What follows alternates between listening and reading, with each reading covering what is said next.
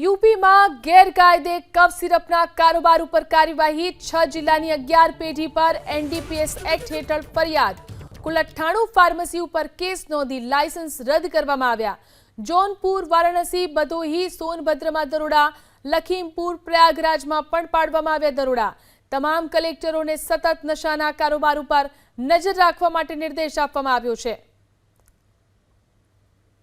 तो cough syrup ने लई अने आ कार्यवाही चाली रही है नशाकारक कफ सिरप ने लई अने यूपी में आ मोटी कार्यवाही 6 जिल्लानी 11 पेढ़ी पर एनडीपीएस एक्ट हेठळ फरियाद नोंधाई है कुल 98 फार्मसी पर केस नोंधी लायसन्स रद करवामां आव्या छे जोनपुर वाराणसी बदोही सोनभद्रमा दरोड़ा पाडवामां आव्या लखीमपुर प्रयागराज में पण दरोड़ा पाडवामां आव्या तमाम कलेक्टरों ने सतत नशाना कारोबार पर नजर राखवा माटे आदेश करवामां आव्यो छे।